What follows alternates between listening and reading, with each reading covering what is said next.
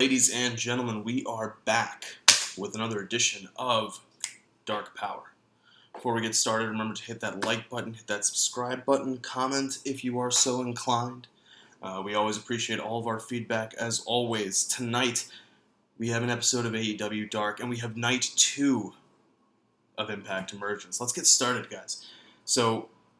And one other thing, just really briefly recap, because I know they touched on it on the Wednesday Night Warriors. I know they touched on it in the AEW recap. But we were the ones covering the Deadly Draw, so I just wanted to say congratulations to Ivelisse and Diamante for their win in the Deadly Draw tournament. I felt as though the right team won. If Brandy and Allie had won, I think it would have been a little bit too on the nose. I know that was kind of telegraphed as a way to make Brandy and Allie, get them more Brandy than Allie, really. But I think the right team definitely won. Ivelisse and Diamante are two good talents. I don't know if Diamante has, but I hope Ivelisse has signed a contract with AEW. She would be a great cornerstone piece for the women's division. We're talking about how to build the division, how to have those stars. This would be a great way to do it.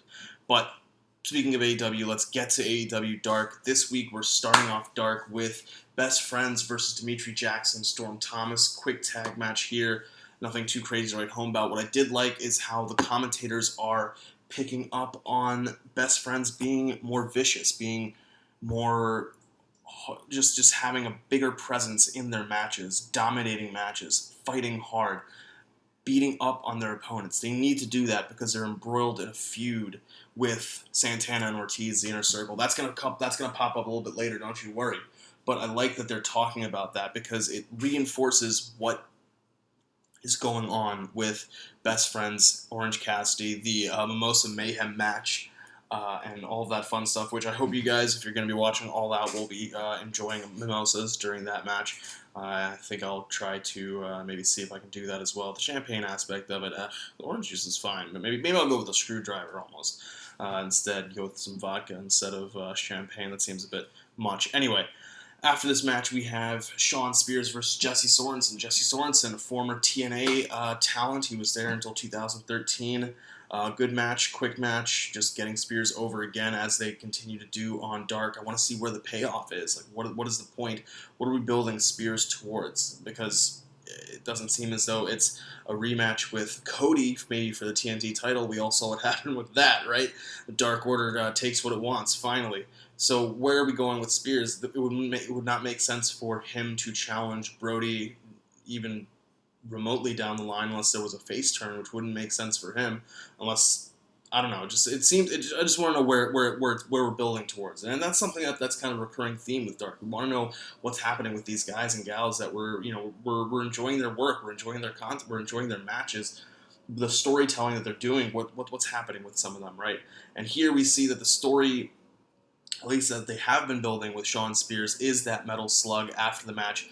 He puts the metal slug in the glove, that hit, and we're off to the races. We're moving onwards because Shawn Spears is already looking past. He's got Jesse Sorensen in the rear view. He's looking for his next match on Dark or maybe on Dynamite. Who knows? We'll see. After this, we have Mel versus Red Velvet. Mel picking up a win. I will say that the rehab job on Mel has been slow, but has been steady. I will say that. I want to see. I think maybe having her partner with somebody might be a good idea if they do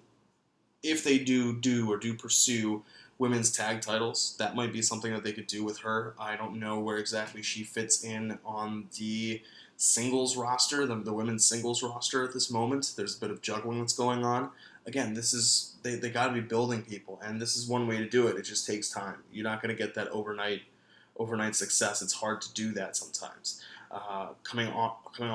Moving on from Mel and Red Velvet, we have Lance destroying D3. I will say I liked Taz's moment where he said if I was naming myself D something, it'd be D1 for Division 1, completely ignoring that D3 probably has some kind of relevance to this gentleman's name. I thought that was kind of hilarious in and of itself. But Lance does what Lance is going to do, picks up that quick win, and keeps it moving. All of these matches are short and quick, get to the point until we hit our next match, which is a tag match. It's Luther and Serpentico versus the Initiative, and we're seeing the story of the Initiative struggling, man. They are struggling to get that win, and it's hard. It's hard. I get it, and you're having the problems back and forth between the two members. Well, whether or not they're going to do things on the up, whether they're going to do things a little underhandedly, as Avalon might be interested, what's going to happen there? And Luther and Serpentico pick up the win again because of the miscommunication, because of the problems that the Initiative have. How are they going to function properly as a tag team? They've started to gel, but that hasn't. They're hitting road bumps. They're hitting obstacles. They're not getting those wins. So what's happening there? That's something else that they're building as a storyline. But again, if they're 0-13 now, what's the payoff? Because Red Velvet's going to be 0-whatever. Sorensen's going to be 0-whatever. D3 is going to be 0-whatever. All of the Kylan King in our next match is going to be 0-whatever. Why do I feel bad for the Initiative? Like, there's no reason for me to care. So after this, we have Nyla putting away the aforementioned Kylan King. Vicky Guerrero comes to the ring with her. I will say I kind of missed the excuse me this time around, but I kind of see, like, you don't want to do it all the time. Like, it's not necessarily something that you want as part of the gimmick. Too much of the old. You want to have something fresh, something new, and that's what Vicky does during this match. She gets involved. She pushes Kylan off the top rope at one point, and that helps Nyla pick up the win. But more importantly is the promo she cuts after this to say that they are the Vicious Vixens. And I like the idea of it. I mean, alliteration is always great in anything, especially in wrestling. And it's one of those things where Vixens instead of Cougar, right? In WWE, she was the Cougar. Now she is the Vixen. And that works. It's a fresh coat of paint on the same story, but it doesn't feel wrong. It doesn't feel tired and overused because now we're adding in Nyla Rose. It's a different aspect of it. She's not the Cougar aspect of she was going after younger men such as Dolph Ziggler, and that's why she was the Cougar. But now there's no need for her to do that, right? Like she's not romantically pursuing Nyla Rose in any way. So it's Vixens, and that works. It's fine. After this, we have another former WWE talent in the form of Billy and Austin Gunn, because Billy Gunn gets mistreated by Vince or Hunter or whoever made the decision to send him the cease and desist on the Billy Gunn name. Either way, they're picking up a win over Baron Black and Frank Stone. Another nice tag match. Just stacking wins for us for the Gun Club. First time we're going to use stacking wins. One of my favorite phrases on when I'm covering Dark, right? After this, we have Penelope Ford versus Heather Monroe. Heather Monroe, good match. I will say I like this match because they kind of had a back and forth, especially in that beginning when Penelope is showing off, then Heather Monroe is showing off, and it's like, anything you can do, I can do better. And it's just a situation where, hey, Penelope's gotta keep in mind that you may be the pro, but any given night somebody can get you. Well, I mean, unless you've got somebody who's, if they're bad, I guess that would kind of. No, you can. But what if they're super bad? What if they're super bad and they have 2 leaf blowers for no reason whatsoever? Absolutely no reason this guy's got 2 leaf blowers. I love it though. The ref's just like, what are you? And Kip's in Kip's defense, he can be like, well, look, technically speaking, I didn't touch her. The wind touched her. Maybe that's the lawyer in me, but that's not going to cause a disqualification, right? It's just air. It's just air. And Superbad comes to his fiance's help, her aid, to help her win this match. I thought that was kind of just a nice little play off of things. After this, there is a Inner Circle versus the Metro Brothers match. I don't know too much about the Metro Brothers. I was trying to do a little bit of reading up on them before this, but either way, they are not really the focal point of this match. Inner Circle puts them away. Pride and Powerful. Santana and Ortiz. I was trying to say Pride, but then I was going to say Pride and Ortiz. But I was like, that's not right. And it's not Santana and Powerful. It's Pride and Powerful. Santana and Ortiz. They quickly put away the Metro Brothers, and this match is really about what happens after this, where Best Friends attack. And I like this. I like this because we have been highlighting that Best Friends are getting more vicious. They are They want that payback for what those two jokers did to his mom's car. That was messed up. It was messed up, man. And they want some vengeance. And rightfully so. And so I think they are going to maybe build towards something at All Out. I believe both teams are part of, or maybe best friends. I think it's just best friends are part of the gauntlet match that is going to be on Dynamite. So I think that this hat is killing me. I think what's going to happen, shout out to the Chicago Fire, I think that what's going to happen here is that Santana and Ortiz are going to cost best friends the match. They're going to cost them the gauntlet match. We'll just get rid of that. And because of that, they will have some kind of match at the pay-per-view itself, at All Out, because it works. I mean, unless you're going to have a six-man, which wouldn't make sense, because Orange and Jericho, that's just on its own, it's gold. So why bother? We can have best friends and Santana and Ortiz in their own match, right? After this, we have Starks versus Shawn Dean. Good match. I like this one. I like Ricky Starks from his time on NWA, and I like Shawn Dean. I'm saying that they should sign him, so no surprise that I'm going to like this match. I like that during this match there is a little bit of that. It was like the standing coffin drop to mock Darby Allin. It's those little things that keep feuds progressing, keep things moving, the storylines moving. Darby is not present.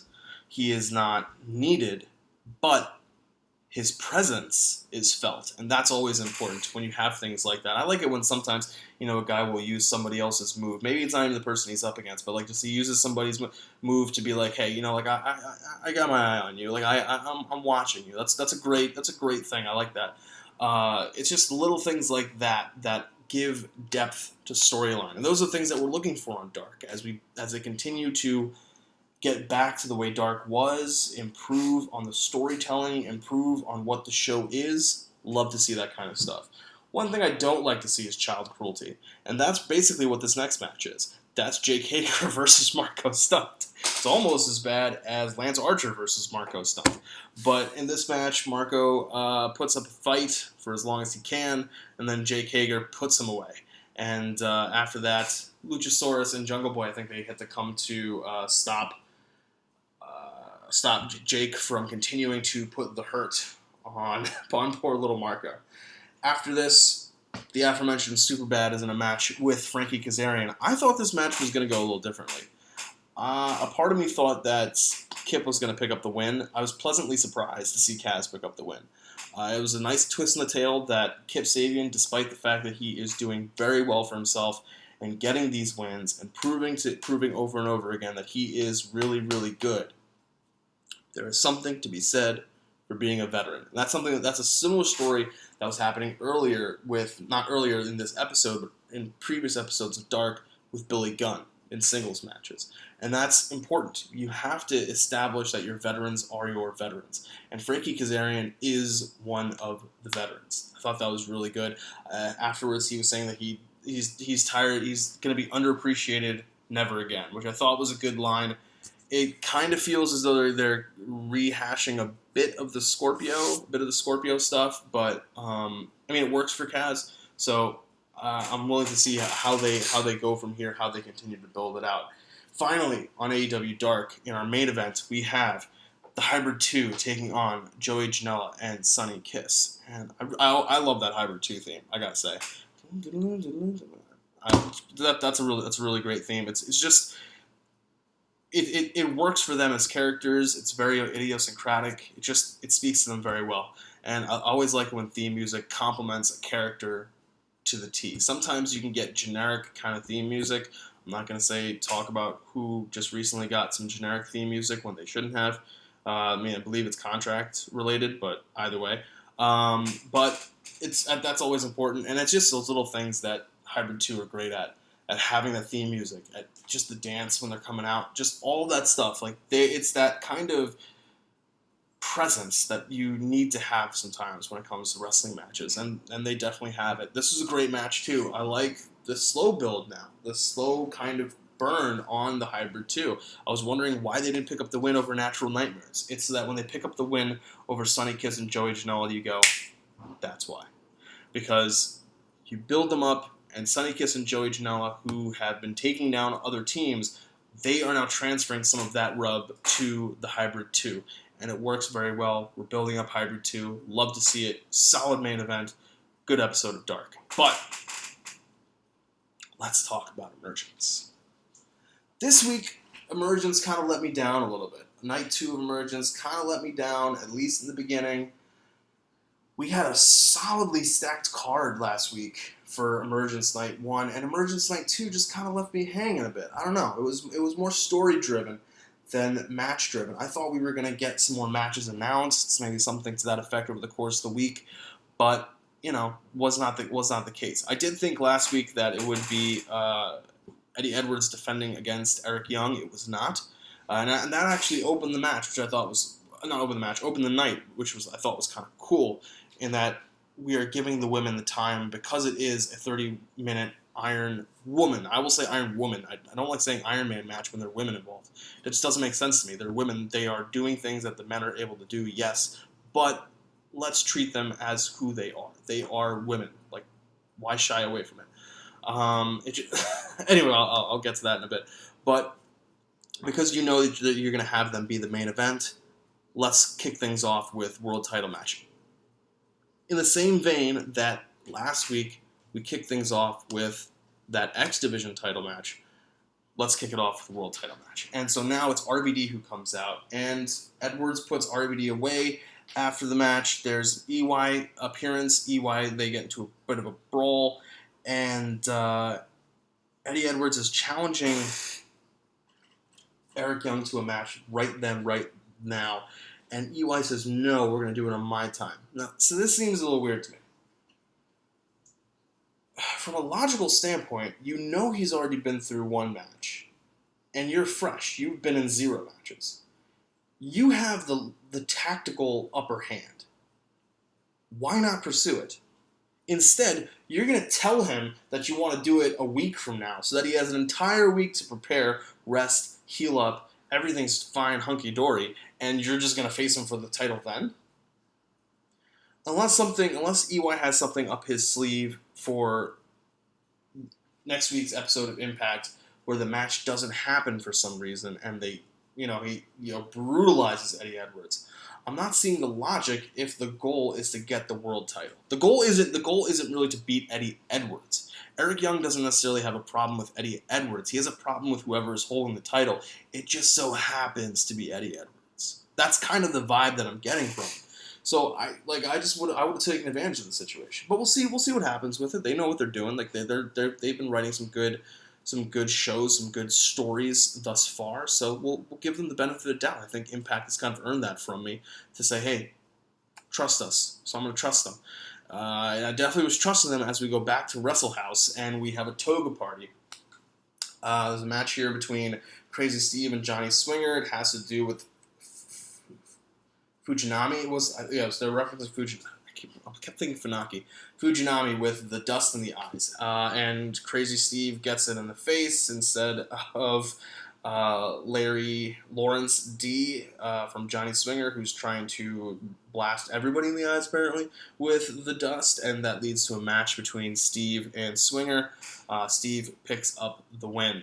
After this, there's a backstage promo where Rhino challenges Reno Scum to a tag match, and he demands that Heath will be there. But one thing that's interesting is that he says whether or not Heath is there, he's going to have the fight. So that's a way to get around if they don't have Heath under contract yet, or whatever the case may be. They can get around that by saying Heath still wasn't able to be to be part of Impact. Either way, hashtag Heath or Impact, the man still has kids, right? After this, we have locker room talk, and this is kind of funny with the Rascals and Madman Fulton and Ace Austin show up at one point, but it's just generally funny because the reoccurring theme is that Madison Rayne does not know that green or talking about plants or greenery is actually code for weed. That I thought was hilarious, and sorry guys, if True Pot Heel Chris was here, he would have appreciated the segment a lot more than me. He probably would have lit up at this exact moment as he was talking about it. But just imagine him here. He's with us in spirit. or in the cloud, if you will, and it was a hilarious segment. I will say that. I will say Madison Rayne was able to keep a straight face and effectively convey that the character of Madison Rayne does not know what weed is really in that sense. After this, there's a Sami Callihan promo about RVD. They're continuing to move along with that story. I guess maybe Shamrock just wasn't able to be there for the taping, so they said we're going to put the Sami Shamrock stuff on hold. All right. After this is promo of the night, and if it wasn't for the women's Iron Woman match, just segment of the night, EC3 cuts a promo on, or backstage promo vignette, however you want to term it, on Moose and the TNA World Heavyweight Championship. That is phenomenal. This guy continues to knock this out of the park. On the Slammiversary Roundtable, Sid called him the Thanos of the Impact cinematic universe, and that's definitely what he is. His ability to just control the screen, command presence, command the screen is just incredible, and great promo from him. I'm very interested to see where they're going to go with EC3 and Moose. And, I mean, like, think about it. This is one of the hottest feuds in the company, and they're battling over a title that's not real. Like, it's physically there, but it's not real. Just incredible work. After this, we have Brian Myers and Willie Mack. Good match here. They had the problem with what was going on from last week. Mack and Myers had their, what was it? It was a promo segment that I'm trying to remember now.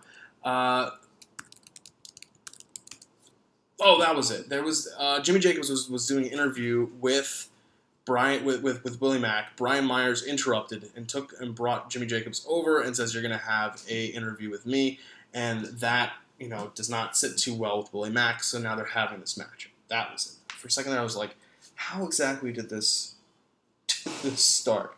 But that was how it originated. Good match. Brian Myers picks up the win. Willie Mack is somebody who can take a loss. Brian Myers was somebody who needed a win. I love it when that comes together. One of the longer matches on the card, which I thought was kind of cool. And generally speaking, the matches here were short, simply because we got a 30-minute Iron Woman match. After this, we're back at Wrestle House, and the culmination of, actually no, not the culmination, the penultimate culmination, or the premature culmination, if you want to go there, of the main Wrestle House storyline is happening. Rosemary is using Larry D, now Lawrence D, kind of like his version of Stefan from Urkel and Family Matters, to make Johnny Bravo jealous. It successfully works. Bravo gets the hint for reals. He goes over there, he gets in Lawrence's face, and Lawrence turns back into Larry. They're going to have a match. Larry beats the crap out of Johnny Bravo in about a minute, and Bravo, finally admits that he has feelings for Rosemary, and he thinks that Rosemary has feelings for him. He kind of confronts a clearly drunk Taya because she's not able to go to Slamtown anymore because her husband's on SmackDown, and a match is announced next week for Taya Valkyrie and Rosemary. And I think this is going to be how they get us out of Wrestle House and back to the Impact Zone for all of these people. Because, Kylie Ray is the number one contender to the Women's World Championship. What's going to happen with the Knockouts match if she can't be there to challenge the winner of our next match? And what is our next match? It is the 30-minute Iron Woman match for the Impact Knockouts Championship. I thought it was a really good match. There were some slow moments. There were some times where I thought they could have picked up the pace a bit. They knew they had 30 minutes to work with. You could have mapped out the match a little bit better. But for what they were going for, I think they accomplished the goal. They showed that Jordan previously underestimated Deanna's mat technical ability. So what Jordan tried to do this time around was out-wrestle Deanna, be more technical, use more submission holds, force like I'm going to enter your world and I'm going to beat you at your own game. And that's what a heel always wants a face to do, because nobody is better at the heel's game than the heel. Classic storytelling. And they did it, that part of it was executed well. The problem is that when you have a 30-minute match that you know is going 30 minutes, and the audience has already been conditioned to know that the ultimate decision of how the match is going to end is going to be in the last minute, maybe 5 minutes tops. You have to have something in those other 25 minutes to continue to hold our attention. And when you're doing a storyline that involves mat-based wrestling, technical wrestling, it can be a problem. This is one of the drawbacks of the famous Bret Hart-Shawn Michaels match, is that most of the match is actually wrestling holds. It's an hour long, but it's not that action-packed as people, remember in their minds. The boyhood dream, sure, but, it's not, it doesn't have that same effect. If this match had been 10 minutes long, it would have been better. So what was the point of having the 30 minutes? To break history. And that's fine. That's great. So for what they wanted to do with the storyline, I think it conveyed the storyline well, that Jordan could not get into Deanna's world as well as Deanna can, because Deanna will also cheat. Deanna's willing to cheat. She's going to take that title, and when the ref isn't looking, bash Jordan over the head with it. So I think the match went well. I think if they were going to do an Iron Woman match, they could have planned it out a little bit better. But all in all, really solid main event. Kylie Ray is now our number one contender now that Jordan's rematch clause has gotten out of the way. She is now the number one contender. You have probably the most babyface on the roster versus one of the best heels that they have on the roster, one of the most natural heels on the roster. It's a match made, it's a feud made in heaven, depending on how they write this and how they structure it. I'm hoping that they do a solid job at this. We're, now, at the end of August. We have September, and then we'll be in October for Bound for Glory. So we'll see what happens. And I'll be with you there, guys, every step of the way, as I like to say, as I wind things down. Thank you again for watching another episode of Dark Powerrr. We are continuing to move forward.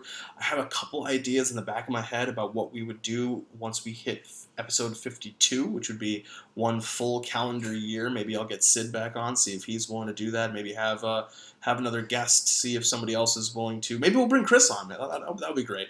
But we'll see. Actually, you know what? How about this? If you guys have any ideas about what we should do for the 1-year anniversary, I know this is only episode, I think, 39 or 40, so we have a little bit of ways to go. But if you want to start putting comments in now and suggestions, we'll see what we can do. We'll see how we're able to pull this off. Maybe we'll pull some of the funding from Going Raw. Maybe Drunk Guy JJ will have to deal with half a bottle instead of a full bottle, so that we can make the budgets work. We're all trying to come in under budget. We're not trying to. Guys, we're not gonna be spending like $30 an hour on shows just to give you content that we're gonna cover in other shows, right? We're not gonna do that. We're trying to be original. We're trying to be true heels, as we always are, right? So until next time, guys, I'll catch you later. Be safe, stay safe. Pandemic's still going on. Wear a mask, and take care of yourselves. All right, guys.